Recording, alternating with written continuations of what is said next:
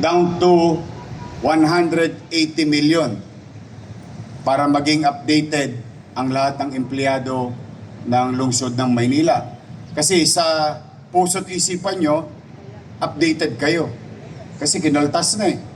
Kaya lang hindi ni-remit ng inyong pamahalaan. Bagamat nagkaganon, ginawa na lang natin ang paraan sa kabutihan loob ng GSIS na ipababa na natin sa principal, which is about 180 million, tapos binumbay ko pa. Pumayag sila na bumbayin ko. Babayaran ko buwan-buwan sa loob ng 12 months, tapos with the promise and commitment that the current obligation should be paid. And after a year, I was given a certificate of GSIS. Then, na fully paid ang lahat ng empleyado ng gobyerno ng lungsod ng Maynila. Ngunit, na-miss yata ako ng GSIS. Dahil when I assumed this term, July, 300 million na naman ang utang ng lungsod ng Maynila. Yes, huwag po kayo magugulat, yun po talaga ang katotohanan. Sa kwentada nila, mayroon tayong 300 milyones na obligasyon. Pera nyo na naman. Hindi ni-remit nung mga nagdaan. Sinundan ko.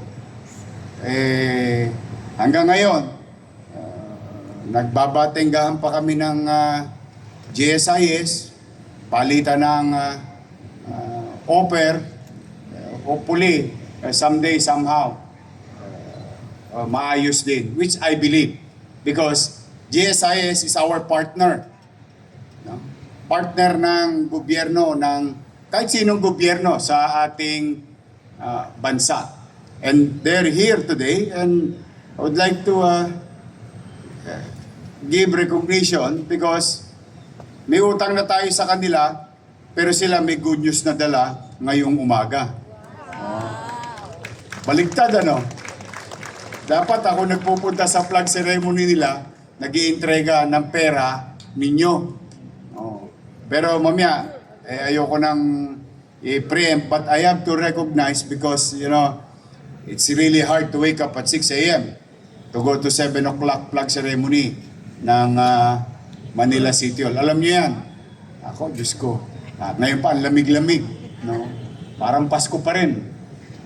But I would like to recognize Attorney Jason Teng, Executive Vice President, Lea Melissa D. De Leon, Senior Vice President, Eric G. Bundak, Vice President, Attorney Wilma R. Padi, Claims Lawyer, Tristan Hernandez, OIC Manager, Mia Likigan, Marketing Officer, Jonah Lu Bulandres, Rose Virgin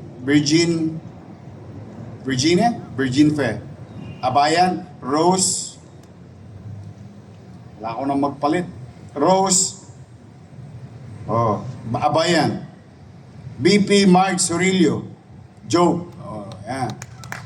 Lakasan nyo, kasi pag-retire ninyo, yan ang opisina pupuntahan ninyo. Muli, welcome to Manila City Hall. Please extend our gratitude to our General Manager, Jose Arnulfo Wick Biloso.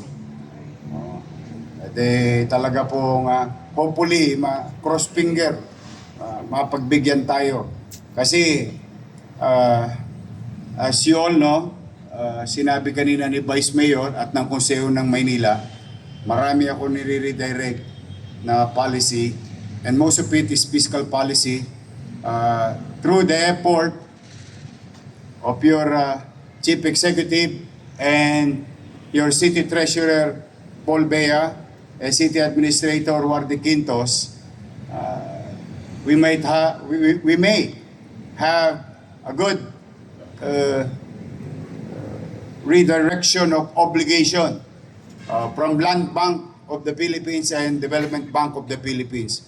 We may sign a new agreement with them not taking loans, but fiscal ease for the city. And it's been ongoing for the past so many months. Magkaganon man, ako nga, sabi ko sa inyo, nagpapasalamat ako sa Diyos na nakatawid tayo ng 2025. Now we are going to face another year of challenging fiscal situation, but rest assured, pumanatag kayo. Kahit na tayo gipit na gipit, pipilitin kong iraos ang ating lungsod, partikular ang ating mamamayan, at siyempre, hindi naman tayo pwede maging magaling sa kapitbahay natin kung pabayaan naman tayo sa loob ng bahay natin. So I'll make sure that things are in right order, priorities, and programs. But for the meantime, I would like to thank the entire City Council for supporting our directions, policies, and visions. Thank you very much. Si Attorney Hans, yung pinakabatang sekretaryo ng Konseho ng Maynila, is my classmate in law school. I'm happy for him. He became lawyer. Marami sa mga kabatch ko, puro lawyer na. Congratulations, Hans. Now, going back to you. Sabi nga, back to you. Good morning. Good morning.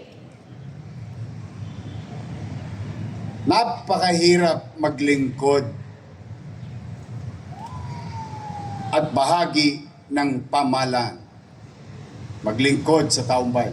Because, una, office politics. Pangalawa, hindi ka masyadong kursunada ng supervisor mo. Pangatlo, may problema ka sa buhay. Lahat siguro, normal na problema, no? Plus the fact that it's really hard. Kailangan mahalin mo ang paglilingkod sa bayan. Yung tsape, incidental lang at kailangan. Pero sa totoo, para magtagal ka at manatili ka with all the stress, is you love giving and doing public service. And hopefully, pagkayari at tiklop ng araw, meron ka namang mahihita sa iyong pinagsikapan na paglilingkod through the years. And a few weeks ago, I think a few months ago, you heard it already, that a lot of people retired and did not get their retirement on time. Dami. Nag-release tayo din dito. But because of that simple act that we did, no, lalong lumakas ang loob ng ibang nagretiro. At in fact, marami sa kanila matagal na nagretiro. Siguro, I don't know the reason, but I'm pretty sure, sigurado ako, hindi na ibigay sa kanila yung marapat na sa kanila na bagay na pinagtrabuhan nila katulad ninyo. Now, today, New Year, January, kagaling lang natin sa Tosgas. Tosgas na naman tayo. But because I made a commitment to each and every one of you. Remember last flag ceremony? Anong sabi ko? I will give what is due to you. And thanks to Attorney Paul Bea and the entire Accounting and City Treasurer's Office for doing the paperworks. No? And today, I would like to announce, despite bagay may sweldo naman kayo sa Akise. Naitabi ko na eh. Paul, di ba Paul? May sweldo sa Akise, Paul? Meron. Okay, masyado ko ba kasi malaki itong perang... despite of the fiscal situation of the city, and we continue to resuscitate our fiscal situation. Today, your city government will release 42.6 million pesos.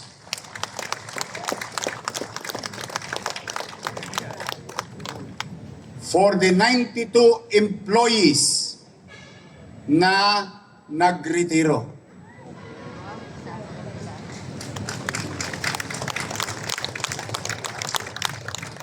Parang gusto niya na magretiro. And I would like to call everyone here in the stage, all our retirees. Pwede bang habang sila ay nasa entablado, papunta sa entablado, palakpakan nyo naman sila?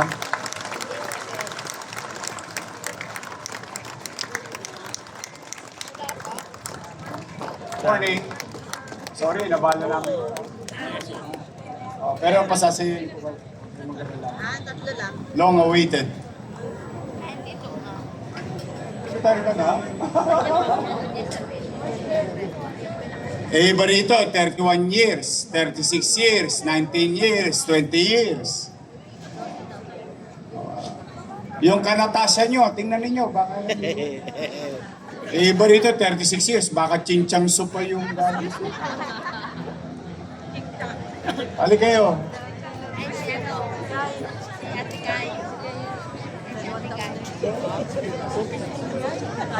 Dito, sa Wakali.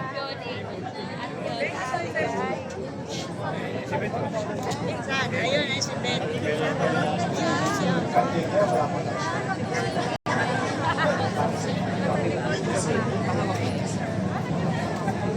Okay na.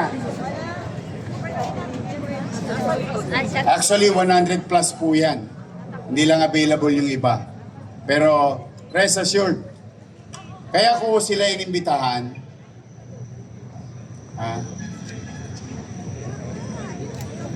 in our own little way, today, in this flag ceremony, let's make this memorable. Baka kasi marami sa kanila, nawala na lang sa opisina ninyo, nagpasa na lang ng papel, tapos logto na. Dito man lang, bilang kapwa kawani, pwede bang yung pinakamalakas nyong palakpak para sa kanila?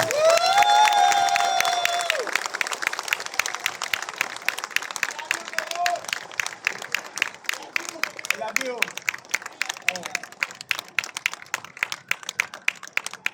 At maaari po ba ay ulitin ninyo? Ulitin ninyo yung sasabihin ko. Sabay-sabay tayo.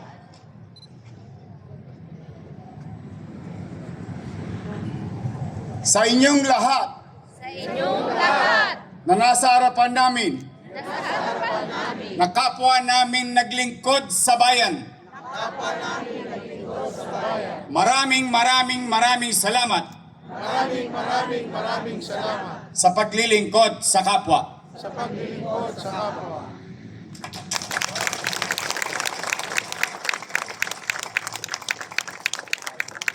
Thank you for your service. Ha? Oy, meron lang ako special mention. Gasmat ito.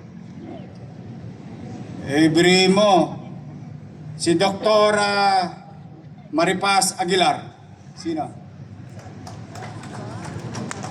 2,587,000. Walang-wala. Sana all.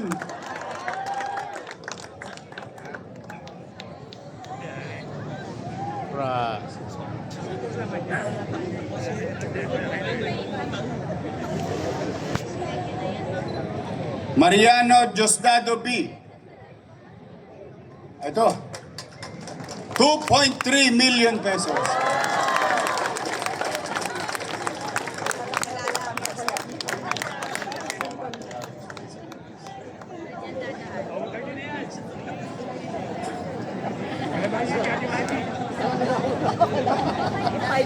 Hindi naman lahat to 2 million ha, baka mamaya. May mga utang pa sa inyo, iba rito, masikilin mo pa. I'm just trying. basta sa kanila 2 million, 1 million, 800,000, may 200,000, may 150, may variation. Pero gusto ko lang bigyan din yung mga paldo. Kasi ang sarap pakinggan eh. Pinaghirapan nyo to eh. This is your